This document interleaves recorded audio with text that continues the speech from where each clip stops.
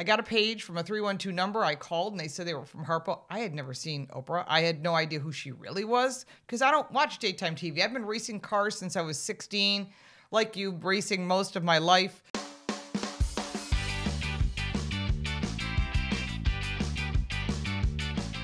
You're a racer. Why are you talking to or about?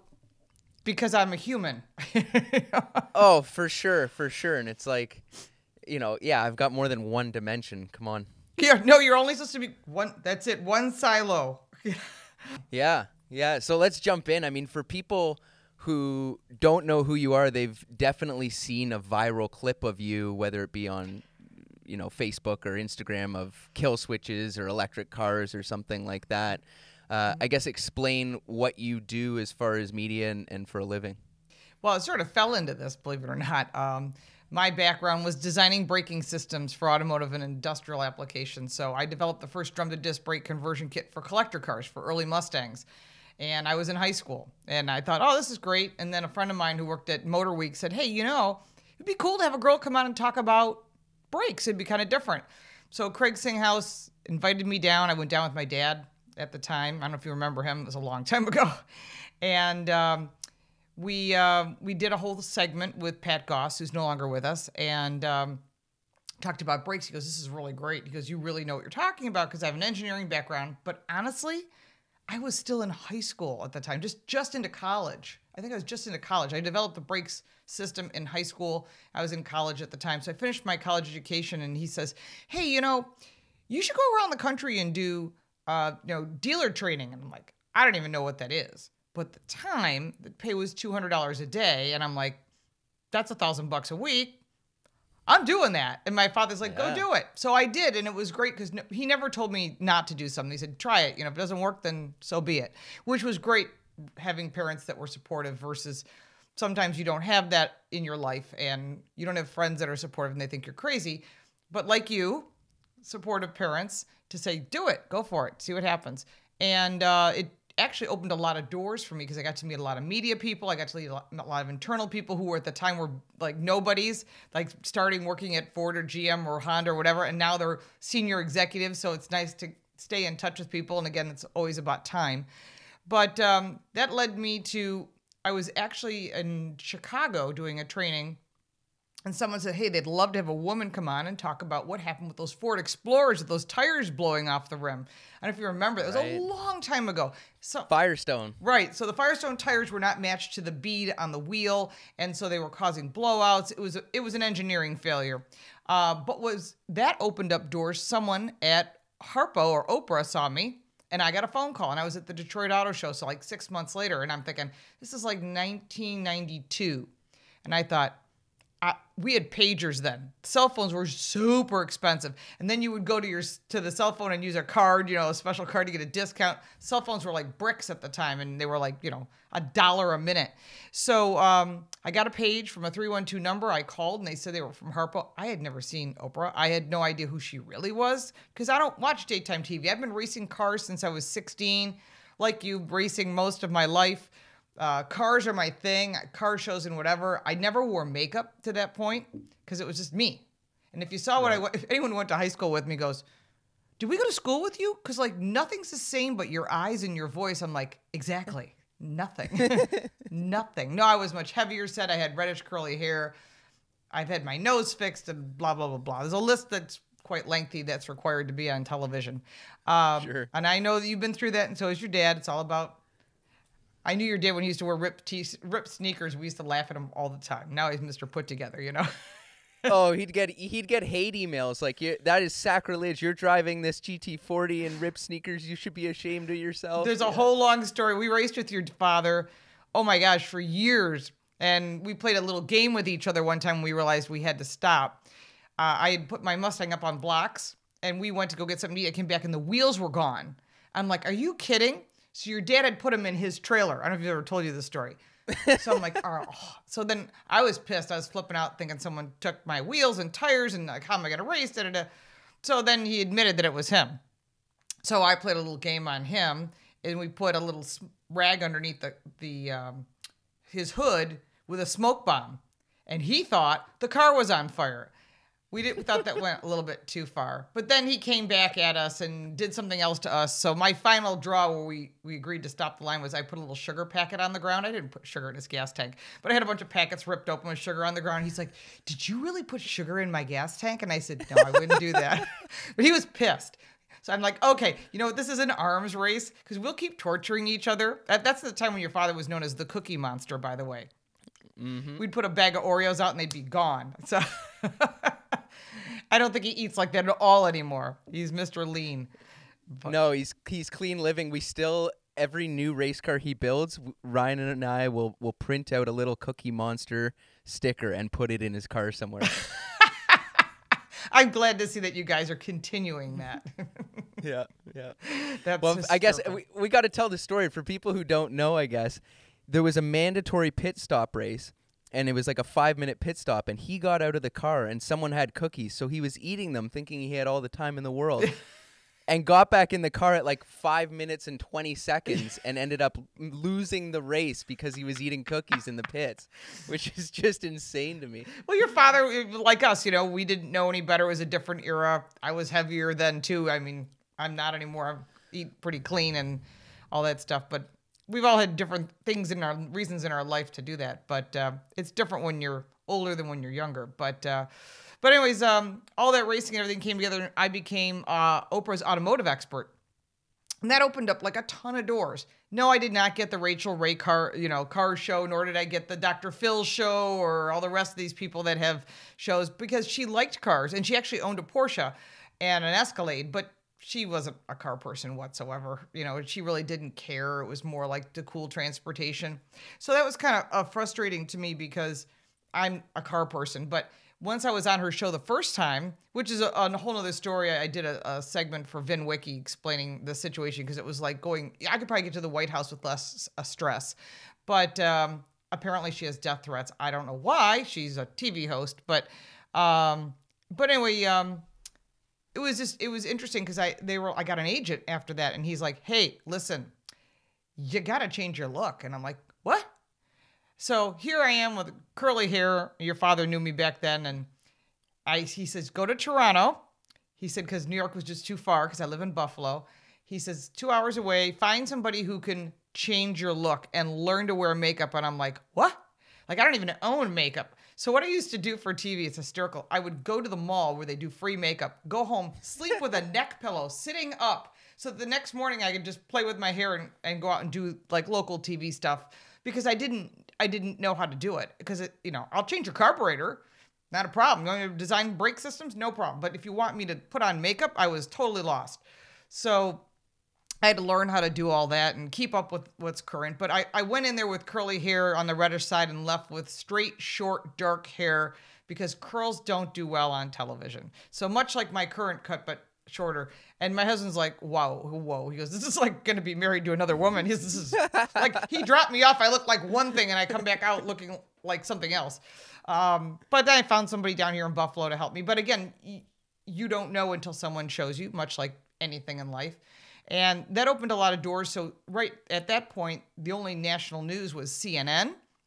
So I was on CNN, and then they had CNN FM and all this. And it sort of evolved. It was amazing because I've been to Canada, I've been to Germany, I've been all over the place doing in English, different countries all over the world now talking about cars. And they thought, oh, it's cool, a woman can talk about cars. But actually, I'm very technical, and it's so difficult because I have to not talk tech. I can't go, let's talk about hydrogen embrittlement, because people are like, So instead, I try to break down the new technologies to basic English. But along with that comes a lot of government regulations and things just sort of merged together as I was asked to be on all the news networks that have expanded. And I've literally been on everything from Al Jazeera to Rush Limbaugh to you name it, to MSNBC. I don't care because I'm talking cars.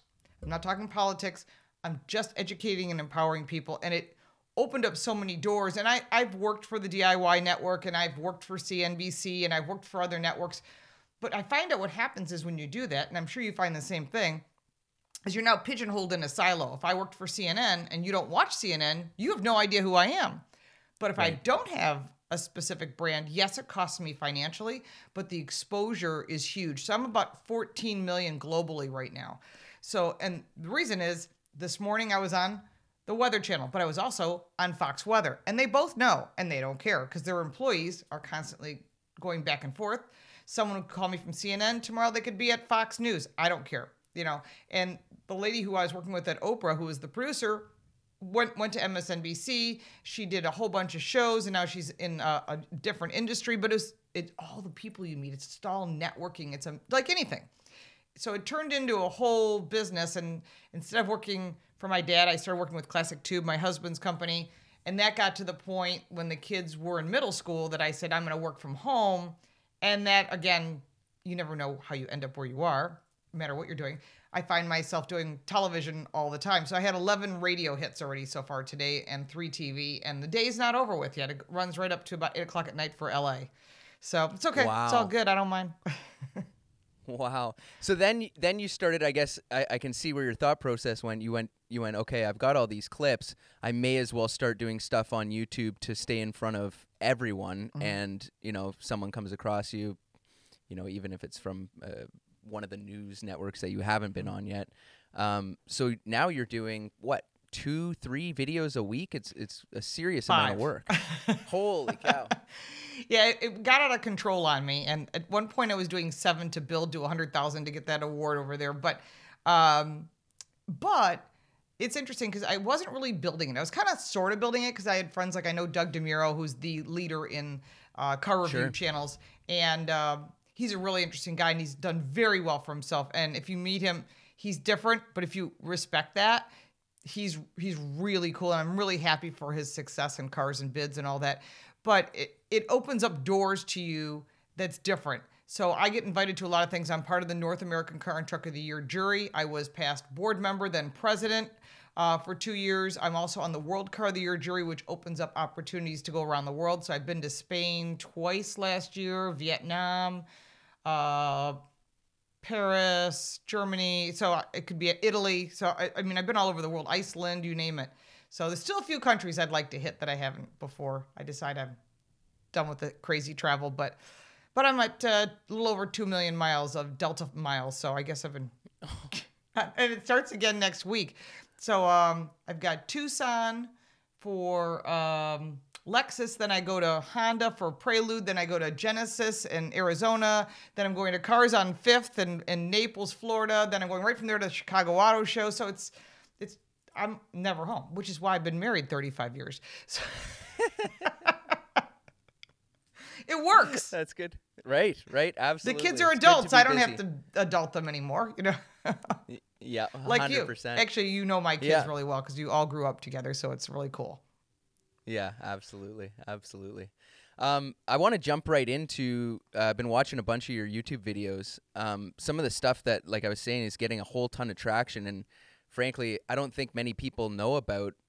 Firstly is the kill switch stuff. Like what's going on there?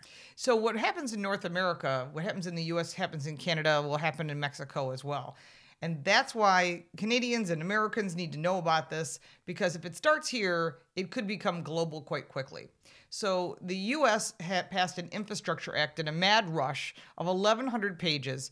And unfortunately, our politics are just so compromised, probably in both our countries. It's ridiculous. And those normal people like us that look at what they're doing, like, how could you read 1,100 pages in under 24 hours? Nobody can. Even if you had a staff of people and then you broke it up, there's no way that someone actually took the time to, because you got to slow read those things. It's like when you get your finance agreement on your car, you're like, what? I don't even know. Let me read that paragraph again, because a lot of it has a lot of subtext in it. So Section 24220 of the Infrastructure Act that was passed by both the House and the Senate here in the U.S. in 2021 had a kill switch bill. And no one saw it. I saw it because anything that has to do with cars, I scan for the word car or vehicle. That's what I'm always looking for. So I can run reports quickly to get that information. And if you read it slowly, what it says is, and they're already doing this, and if you don't believe me, I can prove it to you. They'll track your eyes in the car. We already see that, right? You're driving along and maybe you're having a conversation with the person next to you and you get a notification on the dash. Maybe you should pull over and get a cup of coffee. Time to take a rest break. You've seen that, right? I don't. Maybe not on your car, but on a I rental car. I try and turn that stuff off. Yeah, or like the lane, whatever. Lane like departure put your hands warning. back on the wheel, stuff like that. Yeah. So all of that is tied into monitoring your eyes. So we know that. And we know that they monitor where you go because as well as updating through your center screen, they send updates. They also send back that information, and they're supposed to be using that data to improve their product. But they do is they need to make money off of it. So they sell your data. We all know that they're selling our data, whether it's social media, your car information. So they know where you're going.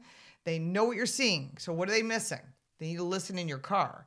So part of that is listening in your car, which they kind of already do. Your phone does already because we're having a conversation. And in fact, my husband and I have this really fun little like humorous thing we do. So I'll have my phone and he'll have his, and I might be on an iPad. Maybe he's on his computer, and we're sitting at the kitchen table, and we'll start the cranberry conversation. You know, I love cranberries. What would it be like to create a cranberry farm? Wouldn't cranberries be fun? We could make cranberry juice, and we just keep saying the word. Inbox. Boom, right away. Cranberry recipes. How to start a cranberry farm. I'm like, so we know. Just try it with anything. Pick a subject. It'll blow you away. The stuff you get on your search engine, and you're like, I said yesterday I was thinking about a mattress. See, now that I said that, I'm going to be getting mattress stuff. So they're constantly listening, and they're using that, they claim, to make your experience better. But really what it is they're selling your data. So part of this infrastructure 24220 of the infrastructure rule, if you want to see it, I've covered it on my Car Coach Reports YouTube channel. And I also have a Substack if you don't like YouTube. I'm also on Rumble if you don't like YouTube. So you have options. And I put the same stuff up, same time. It's interesting to note that they need to collect that information. So how do you get that through legally? Well, you get Mothers Against Drunk Drivers, which nobody wants drunk drivers. Nobody. There's no one for it. To get them to support this section of the bill. Because then we can say, we need to make sure that no one starts their car and drives their car who's drunk or under the influence of something. Okay, so what they've done as of 2026, when you push the button to start your car, it's going to detect whether you have some substance in your system, whether it be liquid or otherwise. And they can't do it with everything, like marijuana and things like that. But if it senses that you're potentially reacting to something, it's going to not let you start your car. Now, as of today, there are over 31 different devices that do work for people that have had a lot of driving under the influence, or DWIs, we call it down here, or drunk driving incidences. Those people shouldn't be driving anyhow. And typically, they're not going to go buy a new car. They're going to use their older vehicle. So they wouldn't even get this. Only the rest of us would be punished. It's one bad apple destroys the bucket for the rest of us. But besides that, they're going to be listening in the car and taking that data. Now, who's making the decision whether you're under the influence? That wouldn't be a person sitting behind a screen going, Gary, I think that maybe you're kind of involved in a conversation and it's pretty heated, so we don't want you to drive. No, it's done by AI. So AI, a computer, will make a decision based on the information it gains. Your eyes, the communication in the car. So how does it know? Well, it's already doing that today. Your rear view mirror made by a company called Gentex, Gentex, if you'd like to look it up. It's on their homepage that they can scan every aspect of your face, not just yours, everybody in the car, your kid in the back seat, your dog that might be in the car. I know it's going to freak you out because I was so peeved when I saw it. So it's scanning this. So if I turn and I look at the person next to me and I'm talking to them, it's scanning my lips, my eyes, my nose, my face, the shape of my face, and the person next to me, and taking in that data through the rear view mirror and using it to make a decision whether you're paying attention or not. Now, here's the thing. With this kill switch, you're driving down the road. Somebody you work with, they have a heart attack, and you're like, oh my gosh, we're getting them to the hospital. You're going to be stressed, not a question. That person's going to be really stressed. And you're going to be driving over the speed limit. Well, you're driving over the speed limit. They can sense the stress when you started the car. They see you're driving too fast. All these senses of your reactions and your facial reactions based on these type of information and inputs. And they're going to put on your four-ways, and you will have to pull the car over because it won't start. Really? Okay, your wife's having a baby. Okay, you're bleeding. You cut yourself.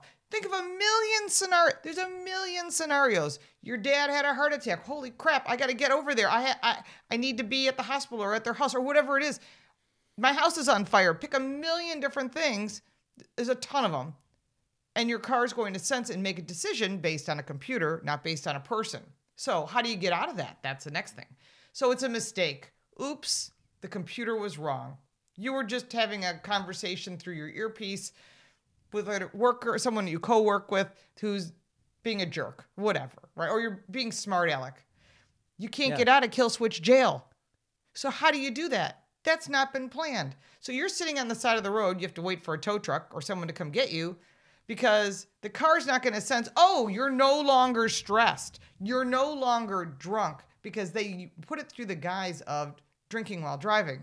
So alcohol wouldn't get out of your system for a while. Does that mean the car doesn't work for 8 hours, 10 hours, 12 hours? I mean, is it a nice neighborhood? Is it a bad neighborhood? Is it the side of the road where there's no one around? Is it the middle of a blizzard? Who knows? These are all stupid government regulations. And everyone's like, well, why do they have? We can take that out. Well, we tried. Senator Massey took it to the floor. He's a House of Representatives from the state of Kentucky. I think it's Kentucky, either Kentucky or Louisiana. But he did take it to the floor and read it. And he got bipartisan support, including from AOC.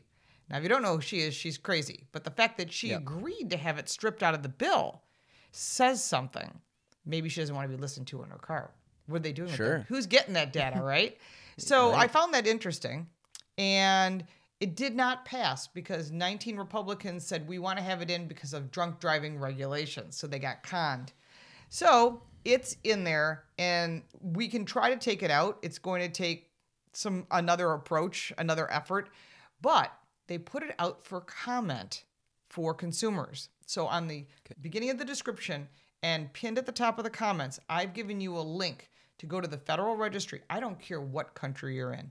Put it in there and say, are you effing crazy? Because the fact is, the first person that gets killed or harmed or fill in the blank, there's a bazillion different options that you can't escape from. It'll be too late, right? So we need to be proactive, get our comments in. They're taking comments till the middle of February, and then that's it. And they said, even in their comments, we expect that there'll be some false negatives. So, sorry, you're trying to get your kid to the doctor, your child, something's going on, and you can't go because the car is making the assumption in your driveway that you're under the influence because you were yelling at your kids 2 minutes ago and your blood pressure seems elevated. This is going to be a massive issue. I'm telling you, this is bad. And I'm actually talking to some people that are trying to put together a federal group of people to stop this. I'm talking to a lobbying group who's raising money to stop this. This needs to be made very public, and you need to speak out because, like any government regulation, for some reason, these idiots that we elect to go into office start off on the right foot. But when they get there, they're told by their people, their interns, oh, everybody's supporting that. Everybody wants that kill switch. Nobody's saying no. But the only reason they know is when it's listed in the Federal Registry. Then they get the information and go, oh, I guess we were wrong. Yes, they're wrong. It was a bad idea. But much like a lot of what goes on here in the U.S., there's a lot of dumb ideas, and that's what I bring forward through Car Smarts, because knowledge is power, and also through Car Coach Reports. Like I said, we're splitting the channel, so eventually there'll be a Car Smarts channel, and the car reviews will remain on Car Coach Reports. But for now, they're going to stay the same because a lot of people like to know what the heck's going on in this world. And make sure to share it and put your comments out there on the Federal Registry. Yeah, that's whose idea was that? Why did it? Was it someone and then they pushed it through MAD, or was it Mothers Against Drunk Driving that started this idea? Well, I'm sure they've been petitioning. Everyone's got a lobbying firm working for them. But putting it in the infrastructure bill and saying that they're going to stop you from drunk driving, good thing. But there's already 31 devices that do that. So why would you need to have something that hurts people who aren't drunk? So if you're drunk, they have all kinds of things. You can breathe into a breathalyzer. It then denotes whether you've got alcohol in your system and the car won't start. But that doesn't stop them from getting someone else to do it. And again, there's always a bypass because we're all pretty crafty and creative. That's what we do. But I'm really concerned that this was put through by some politicians who are all about control. Much like electric vehicles, it sounds great on the surface. They say it's literally all about the environment. but we know otherwise because we know it's about limiting the distance in your freedom. That's really what that was about. And living in Canada, it's all over the news, so it's been priceless. I love it. For over 10 years, I've been saying, these electric vehicles, dumb idea. They don't work in Canada. I've been up snowmobiling with you guys before, way up north, and cars won't start. People put heat blankets on their engines so that they're warm. We've seen brake fluid freeze, which is like really hard to do because it's ethylene glycol and things like that. And so when you start looking at, why do governments put these silly mandates in place? There's always an alternative motive, and it's always about controlling us, the people. So I think whoever, from whatever country you're in, you elect into office, let them know, you want my vote? You're not going to get it unless you start waking up to what we want. We put you there, but we can also take you out. For sure. I mean, and, since, call it whatever, the 30s, the 40s, especially the 50s and 60s, like, the car is the symbol of personal freedom. You get in a car, you can go wherever you want. No one knows where you're going. Mm-hmm. It's the symbol of freedom for a teenager when they're 16 and they get their driver's license. And it's probably in this, in this modern era of surveillance, it's the last, bastion of personal freedom. And now that's kind of being taken away. I mean, right. And now you got the phone, so you can't have a private conversation anymore. It used to be, if I'm talking to you and you're talking to me, nobody knows. Right. That's before you. But like with your father's age and mine, we could have a conversation and say, don't tell anyone.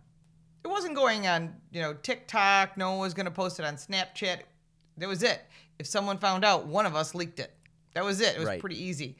But now you don't have to say anything because everybody knows, and I already posted on that. That's up on Instagram on my reel. Yeah.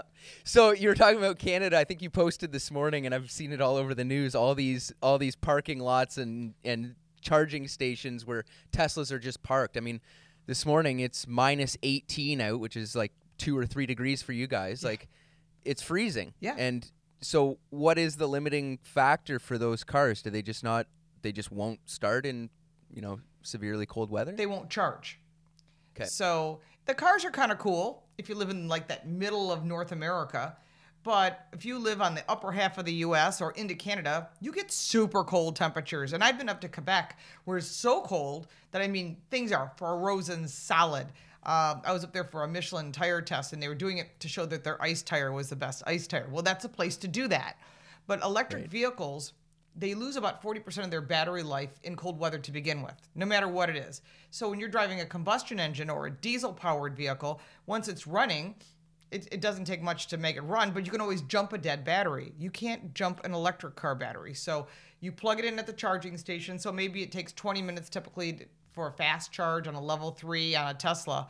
What ends up happening is, and they had people on the news reports, loving this. 90 minutes, and they still haven't got 20% charge. Wow. Because you lose that going from the charging station through the cord into the vehicle. And so, of course, a lot of times there's no place for people to go. There was somebody who was in Calgary over the weekend who said they went to go to a restaurant to charge, figured they'd go inside, get something to eat, and they'd come out and it would be done. But that restaurant was closed. So he sat in the car, had the vehicle running. Of course, he had to do a video on this because he couldn't believe it, with the heat on and the radio, just kind of chilling out, playing on his phone. He said, and after being there an hour, he only had 20 minutes of range. And he's like, this is 20 miles of range. He goes, I can't do this. And he'd already been there an hour. 2 hours later, he had to post another video saying, I am done. I am done with this. This is not working. I've already spent 2 hours of my day sitting in my car, and I'm not getting enough to even get home. That's when people wake up to the realities. And I have spoken about this for over 10 years. And if you knew the heat that I've taken, car manufacturers, some won't even invite me to some of their events because I don't follow their green agenda. Like I own Audis. That's part of the Volkswagen group. Audi will not invite me to anything, none of their events, because all of their vehicles are going to be electric. So if I don't drink their Kool-Aid, then they don't want me there. But I do review every single electric car. I'll get one from the dealer. It's not a big deal. And the interesting thing is I've never, ever said, don't buy one of these. I've said, if you want one, you should buy one. And they are cool cars, and it's not the car's fault. Sure. It's battery technology. It's the infrastructure. You can't make something exist that doesn't exist. And believe me, they're trying. There are other solutions, but electric vehicles are not that.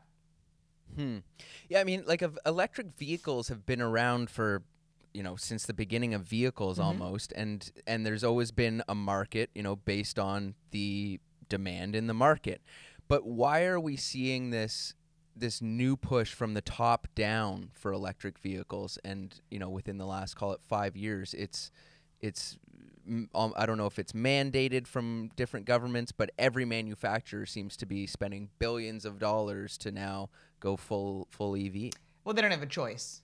See, the World Economic Forum has made the mandate that the world is coming to an end unless we get rid of combustion engines and we all live in 15-minute cities, which is not going to happen because, like you, I live out in the middle of nowhere and I like it that way.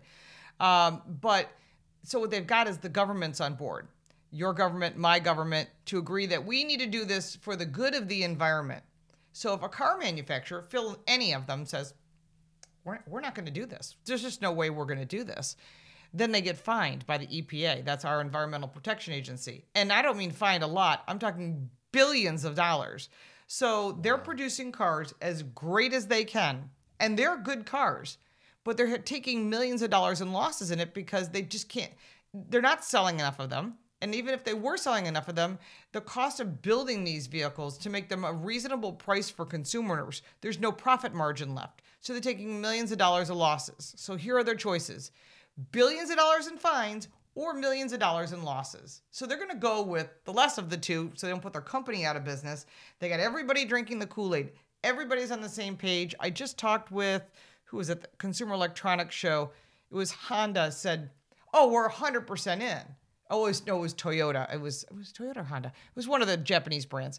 And they said, we're 100% in. We're following this. And so we asked, so is this environmental based? We're trying to be nice about it, try to be a little smooth on the questions. And they said, oh, no, absolutely. We believe that the environment is in danger and that we have to produce these. So they have indoctrinated their employees to following along. Plus, you got all these kids coming out of school who have been indoctrinated to believe that this is the only answer. But in reality, it isn't. Because remember, when Carl Benz came up with his first vehicle, it was battery operated. It didn't work so well. It couldn't get the range. Baker in 1916 was the last electric vehicle that was being produced. I think Jay Leno has one of those. Really cool vehicle. You sat on the battery, but you got 30 miles of range. That doesn't work. So yes, battery technology has evolved, and the best car you can get for range is a Lucid Air, which is about 560 miles of range, which is a lot. However, the cold weather does impact it, and you lose 40% of that. So it's a larger number of loss than if the car only has a 250 miles of range. And I've proven that on the BZ4X and a bunch of other cars, and they know it. The car manufacturers are well aware. But when you sit down with them, when I go to these events and I sit down with an executive, that's where you get the truth. Let them have a couple drinks. So, fill in the blank. What do you really think of electric cars? And they're like, we're dying. We're dying on the vine. They're going to kill our car company. We're shrinking our employees. We're reducing our portfolio. We're making as few of them as possible and still trying to offer hybrid and gas. That's the truth. And that comes down to literally every brand. They can say whatever you want to hear on the news, whatever that is the government wants to hear. The truth is people don't want them. They're not buying them. If you want one, you should be able to buy one. Absolutely. But in the long haul, if people aren't buying electric vehicles and they're seeing the truth about the higher in costs for insurance, going through tires quicker than you would on a regular vehicle because they weigh more and they also have regenerative brakes and so forth. And you start looking at, does this work for your lifestyle? Insurance, charging stations, etc., potential fires, all the fill in the blanks. People are just going, I'm going to go with a hybrid. I'm going to look at a Prius Prime, which just won North American Car of the Year. Or I'm going to look at something that may not be a plug-in that's a hybrid. There's tons of choices out there. And initially, they didn't get traction, but now they are because you're getting the best of both worlds. However, when one of those propulsions dies, whether it be electric or gas, that's when it gets expensive. So remember, if you're buying a hybrid, leasing it is the smartest move. Get rid of it before the warranty is up because the costs, especially if you talk to a mechanic, will tell you, oh, it's not good. It's really expensive. So, or do what I do, still driving a diesel SUV and I'm not getting rid of it. Yeah, I might go. I'm trying to find a 92 or 94 F250, so that might be the way out. That's I have a Cayenne diesel. I love my Porsches, but I have a 2013 which my son bought from me, and I have a 2016 which I custom ordered, special wishes, and it showed up. I was on my way home from Maryland with it, and the dealer called me and said, "Hey, you want to sell that back?" I'm like, "No, I love this truck. I ordered it. It's my second one. It's fabulous." He goes, "We have a stop sale." So they got caught lying. And that was all on Volkswagen, and they were paying the price, but they're making money off of their penalty, which is ridiculous. So if you did something wrong and you had to pay a penalty to your government or to whomever, you don't get to make profit off of that. But Volkswagen is. They own Electrify America. So they're putting up the charging stations and charging you for the charging stations. It's like, oh my God, since when does a fine mean you get to make money off of your fine? It doesn't. So that was the deal that they negotiated. But the fact is, they're still selling diesels in Europe, and they're still fabulous trucks and cars. Right. So with all of this push happening and the demand simply isn't there, you see things like in California where, they're putting into whatever legislation or law that now no new combustion cars can be sold after whatever 2032, I think it is right now, yeah. Yeah. So they're really putting the squeeze on. That's gonna be wild. Like, I mean, it's never gonna happen. Is everyone just gonna go out of state and buy cars there and then bring them back? Yes, okay. Exactly. Or they'll keep their used vehicles. I'm telling you, it's not going to happen because I have many friends that live in Southern California. It is a car state. If you were a car person, you'd want to be in California or Florida, someplace where it's warm and people drive their cars year-round. California is where the hot rod industry was originally evolving from, and Detroit as well. But really, California is like the sweet spot if you're looking for hot rods and street rods and race cars, and there's so much to do. They're destroying it. I know what's going to happen. I talked to a very good friend of mine who works for IC Cars, and they do deep dive analysis. They said people can't afford it. You can't ask people who can barely afford to live there to sell their used 94 Camry, it's my favorite sort of rando car, your Taurus, and go buy a brand new car. That means higher insurance payments no matter what because it's a newer car. You got to find a place to charge it or put in a charging station, which you can't afford, and a higher payment where I never had a payment. I have a car that I've been maintaining and, changing the brakes and getting new tires and changing the oil and taking care of. That costs me nothing in comparison to what those costs are. People can't afford that, especially with the higher cost of living in California versus anywhere else in the U.S. And right now, Gavin Newsom's the governor. He's not going to be there forever. He can't be there forever. He's timing out at the end of his term in 2 years. That's not 2032. That's 2026. And whoever the next governor is, I couldn't tell you that. Whomever that is, there could be 2 governors by the time 2032 rolls around. Consumers are going to say, here's the deal. You want to get reelected or you want to get elected, this has got to go. And according to people I know that live in California, this is not unusual. This happens all the time in California. They make these strange rules and mandates, and then they change their mind because consumers either can't afford it or they know they won't get elected or reelected. So right now, it's great to say that. We've got the same thing with our crazy governor here in New York. She's completely clueless, and I would tell her that to her face, and I actually know her. We're not friends, but I know her, as well as Illinois and all the others. What's interesting is there was a $7,500 tax credit available for electric vehicles. So you could look at all the great selection out there. Some amazing vehicles like a Kia EV9 or something like that. Here's the problem. They're not eligible as of 2024 because of the infrastructure law that was put in place. And that means that only 10 vehicles are eligible. And they're very expensive. The only one that isn't is the Chevy Bolt EV, which they're not going to make anymore. But if you want all the other cars, including a Tesla, only the Model X, the 3, and the Y performance versions only. Everything else doesn't count. So you think getting away with it, the Tesla or Lucid or Rivian, nope, you don't get the tax credit. Then the state of California and the state of Illinois and the state of Vermont are out of money. So they were giving you $2,500 additional as an incentive to buy an EV. Oops, we're not replenishing those funds.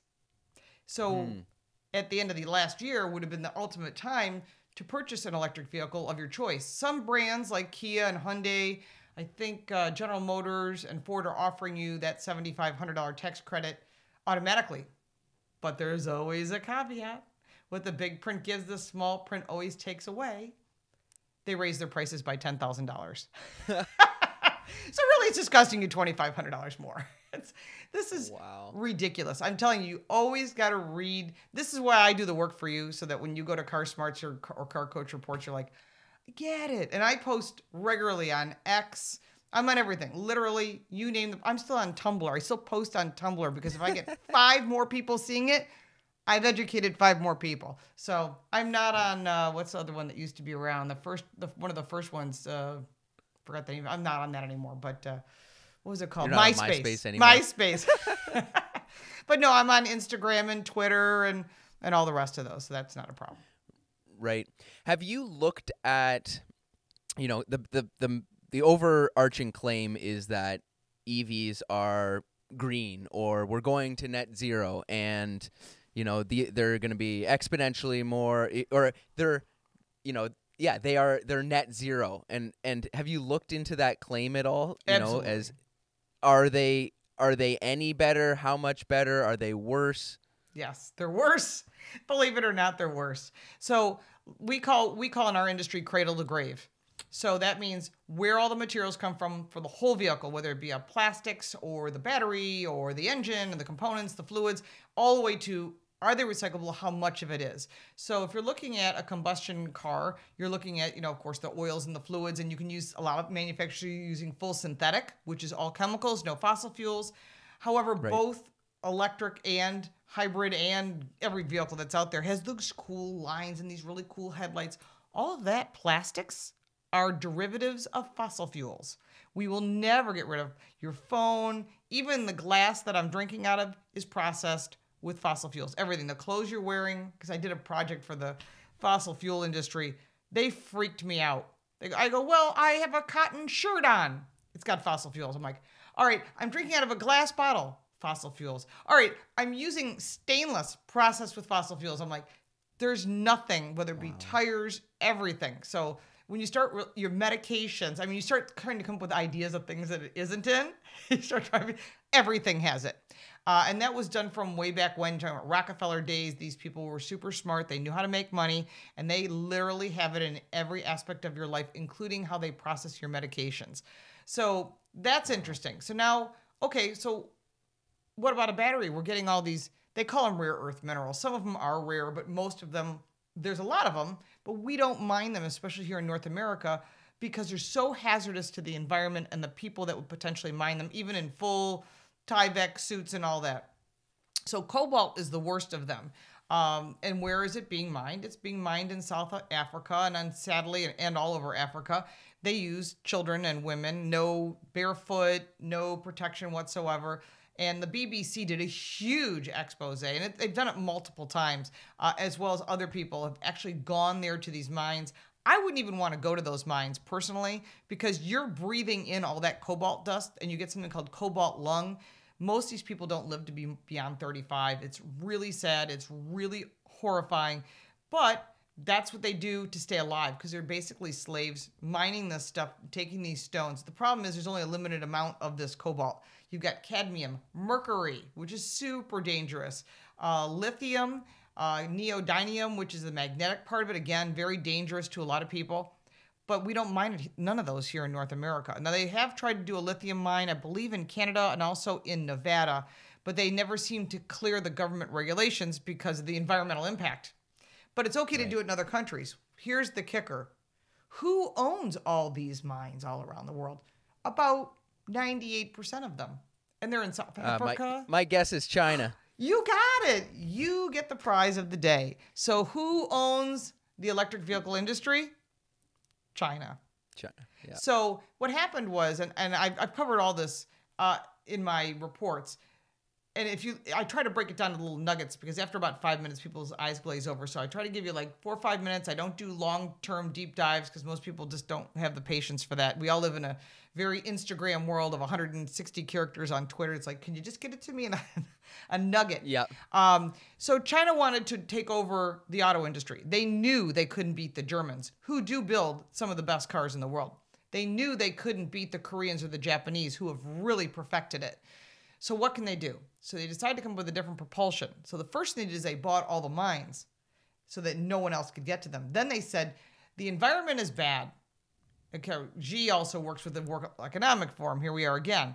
It's saying, we're going to spread the word that the environment is bad. We're all going to die in 10 years, which that was more like 50 years ago they started saying that. But so then what their thought was, we have to get people to know that we're building electric cars. So there are companies that are in China that build electric cars. BYD, which is owned by an American billionaire, mostly owned. How convenient. Warren Buffett is his name, if you've heard of that. You've got NIO. You've got about 125 or more electric car companies in China right now. They partnered in with Tesla to build cars there. He is now number 2 in China. So they steal their stuff. Anyone who's worked with China in any way, shape, or form knows they'll just steal your stuff, and there's nothing you can do about it. Too bad for you. Right. You were foolish enough to partner in with us, because their deal is they own 51% of your company if you build in China, which includes Ford and GM and everybody else, Volkswagen. So they now have a big chunk of this electric vehicle market, and they don't really care, honestly, because they're building coal plants and nuclear power plants by the day, about 16 a week mix of coal and nuclear power. That's a lot. We're not doing that. We're shutting down coal plants here in North America. We're shutting down nuclear power plants, which is a green source, but it's not subsidized by the government. So they're pushing for wind and solar, which isn't, which is part of the infrastructure issue. So if you go cradle to grave again, back to the original question, of the battery, its components, building it, assembling it, shipping it to the U.S., finishing the assembly, getting those components together, selling the car, using the car, battery's gone, the charging of that car, and then recycling it. And there is a company called Redwood Materials, which I've covered, who can recycle most of the battery, but not all of it. So to give you an idea why they can't, it's like me offering you a birthday cake and saying, hey, could you take the eggs out of it? And you'd be like, I can't do that. It's mixed in. Exactly. Because it's part of the mixture that makes it do what it does. You can't take all of it apart. You take some of it apart. There's a lot of waste, and they're trying to reuse those materials that they do recycle in upcoming recycled batteries. But I just don't see this working because solar panels are not recyclable, and neither are those fiberglass windmills that you see spinning around that annoy people, destroying the landscape. All this makes no sense. These are the same crazy people who put out a story about a month ago saying the biggest problem with the environment and causing greenhouse gases is people breathing. Okay, well, you first. Good. You first. Yeah. Yeah, that you don't have to follow that logic very far. Yeah. Well, they're trying to see how far they can push it. So when you look at cradle to grave on an electric car, the costs involved to the consumer, the costs involved to the manufacturer, the over everything, A to Z for both, it costs more for an electric vehicle. The impact to the environment is greater. And overall to the consumer, it'll take you about 10 years to recoup your money. Although you think initially, oh, I'm doing okay. You know, I don't have to go to the gas station. So up front, in front of your nose, sure, your payments are higher. Okay. Your charging is a pain in the butt. Okay. I got to put in a charging station. All right. You start adding that up and you realize in the end, tires wearing out quicker, brake pads wearing out quicker. And I've had a lot of fights with people on the brake pad discussion, but it's the truth. You know, it is what it is. Cars weigh more. That takes more to stop them, uses up more friction material. And I'm on the Global Brake Symposium and the Tire Industry Safety Council and all this. And I had a huge fight with a guy at Forbes magazine. I used to write for them. He says, you're wrong. I go, really? Would you like to? So basically, I ended the relationship of writing for Forbes by going, and we're done. You know? Right. Well, if you can't write the truth, why are you going to write anything at all? Well, that tells you to start questioning everything you read.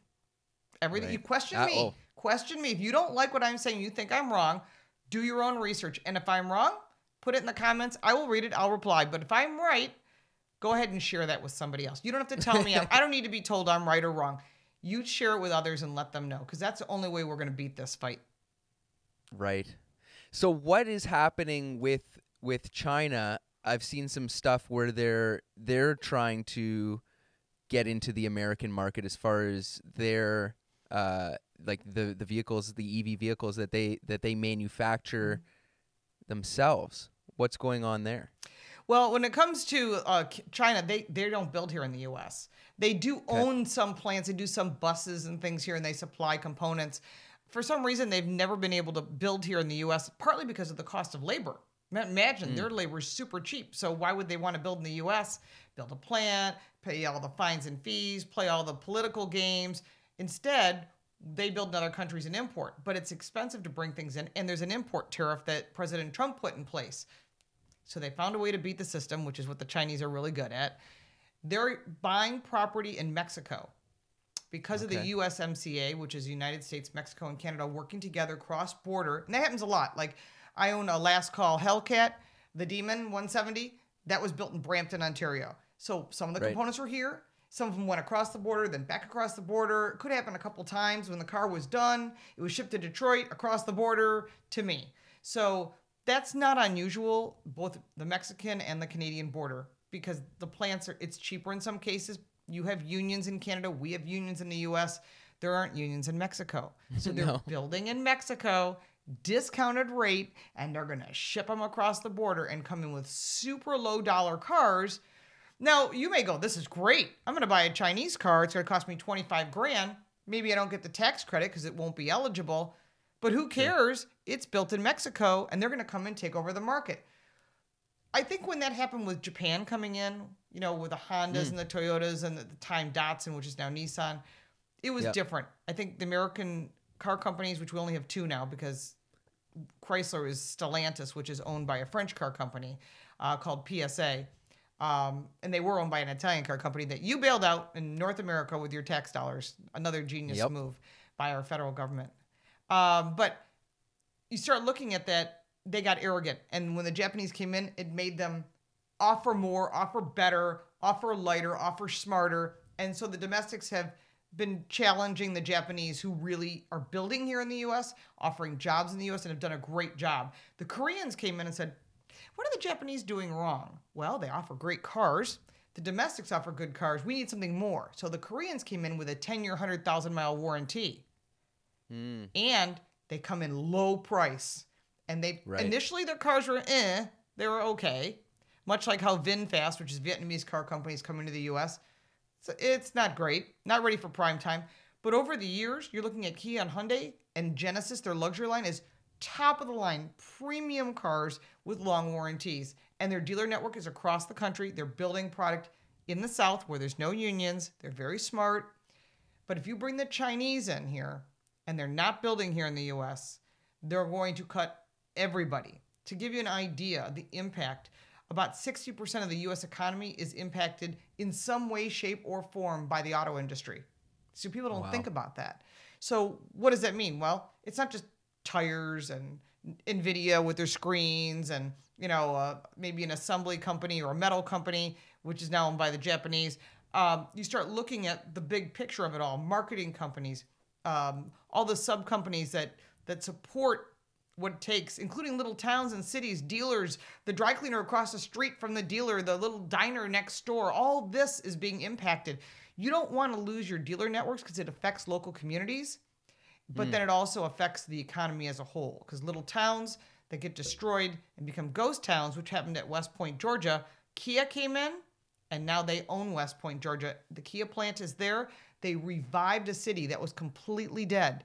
They've got dry cleaners and Chinese restaurants and, you know, all the things that you would think of in a town from a Walmart to a, you name it, to a Chick-fil-A because they were smart enough to see that that's how you help this country. Not take money away. The Chinese are not coming in with that mindset. They're coming in with destruction. And they will do that. And the cost for them to make these components is so cheap because they're not using people to build these cars. They're going to use robots.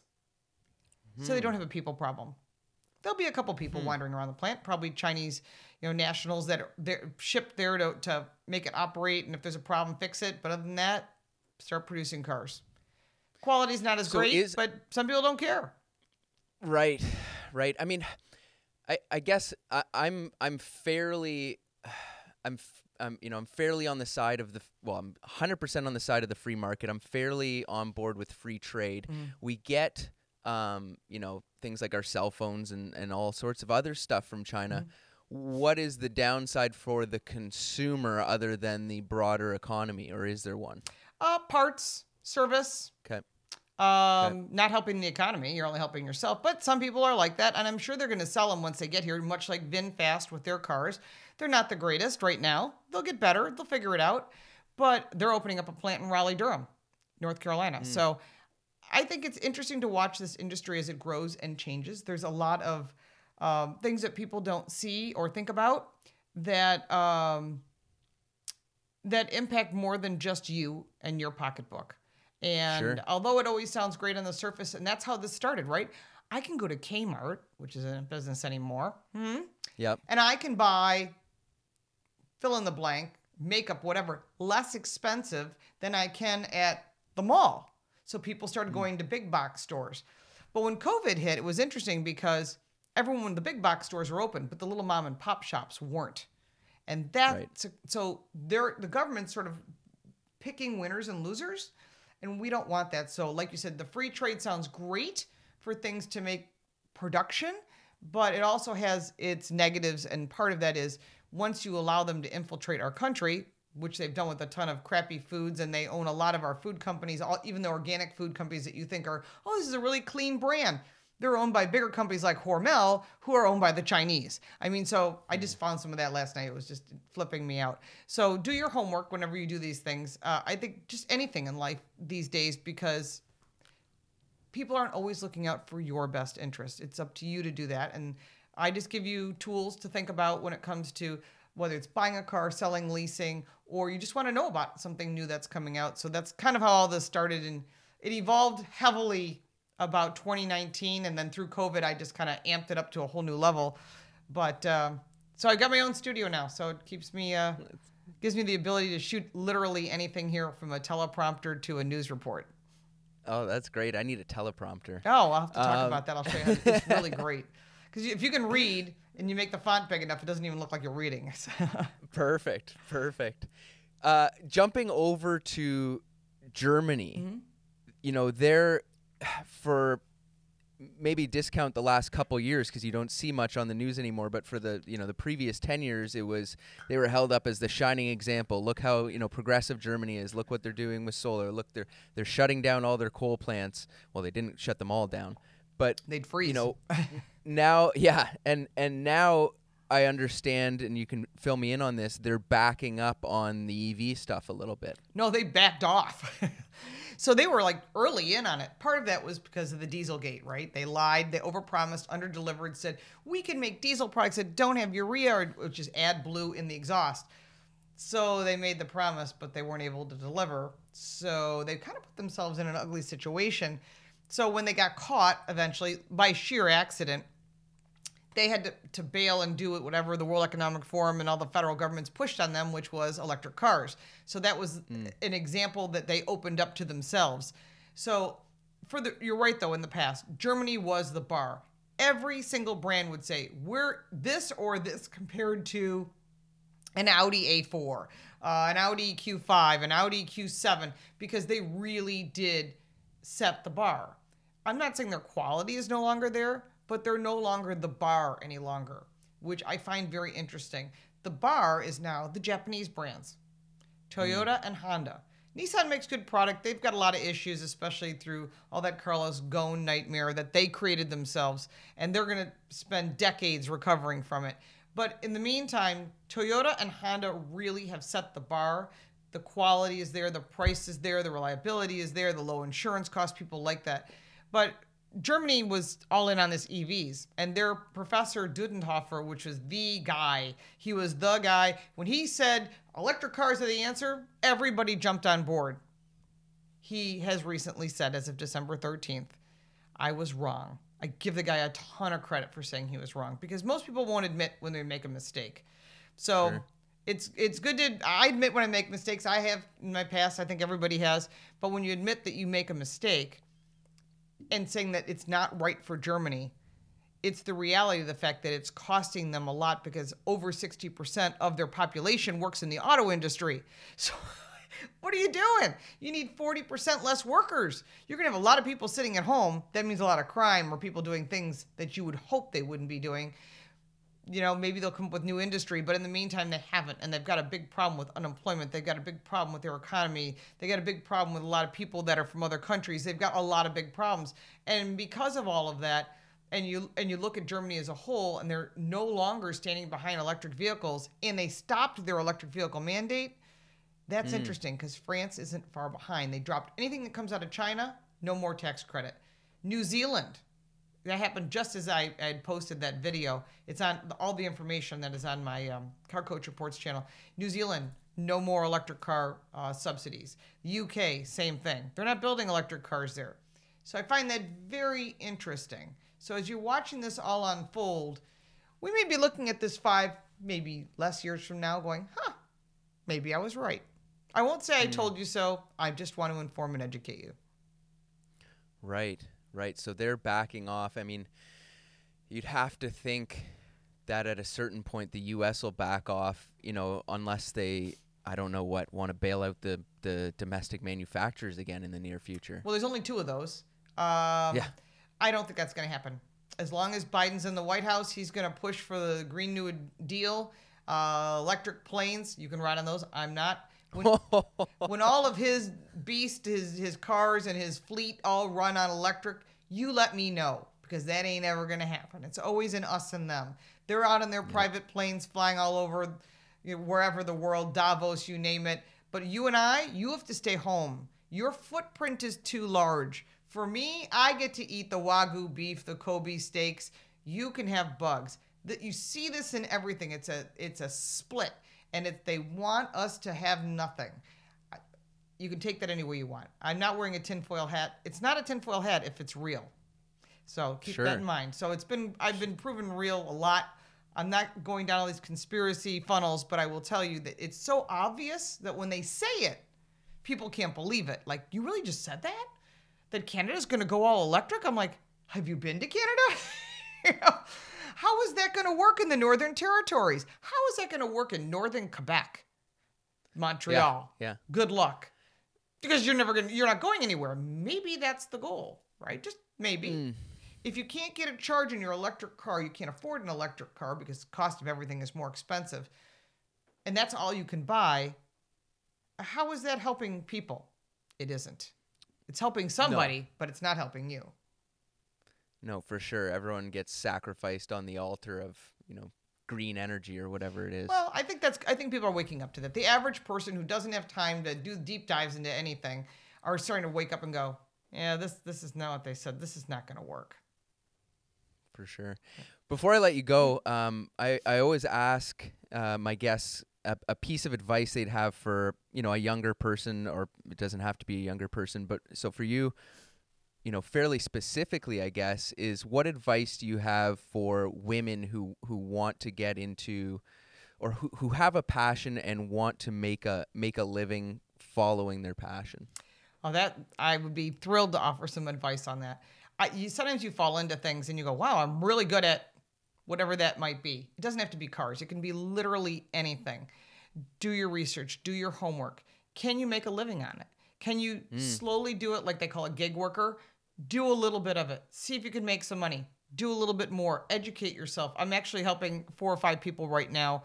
I have a consulting business, and sometimes I do it for free for friends, but I'm helping a really good friend right now who was going to nursing school. And I said, why would you do that? And she said, because I want to be a nutritionist. And I said, but do you need it? I mean, look at this V-Shred and all these guys out there, right? They don't have nutrition degree. They have nothing. They have good results, but you don't necessarily have to have that. So doing your homework, being knowledgeable about whatever subject is that you love, that you're passionate about, and nothing can stop you but yourself. I have that sign actually downstairs on my desk. Nothing can stop you but yourself. So if you doubt yourself, do your research. So either maybe you're right, maybe it doesn't work for you. Maybe it was a great idea and concept, like my daughter at one point was laughing. One of my dogs had crooked teeth. She says, I'm going to create braces for dogs. And I'm thinking, that's never going to happen. But you know what? Hey, listen, they have dog ophthalmologists and dog physical therapists and dog chiropractors. Maybe today she could have made $1 million off of it. So you never know until you start doing your research into these things and start doing deeper dives and talk to other people in your industry. Because the best thing to do is to blaze the trail. Maybe someone who's parallel in a different industry can give you some advice, but really do a lot of research. I'm really big on guerrilla marketing. That's always been my thing. Go where others aren't. If everyone's emailing and they're not getting results, send an old letter in the mail. You'll be shocked when someone reads an actual handwritten letter. They're like, wow. I just got one the other day. I was really impressed. I read it right away at the mailbox. I was like, wow, someone wrote me an actual letter. So there are ways to get to people who you typically wouldn't. So just make sure, just think outside the box, and you'll be surprised what the results are. Oh, that's great. I appreciate your time, Lauren. Thanks for coming on. Anytime. Thanks for having me. See you guys next week.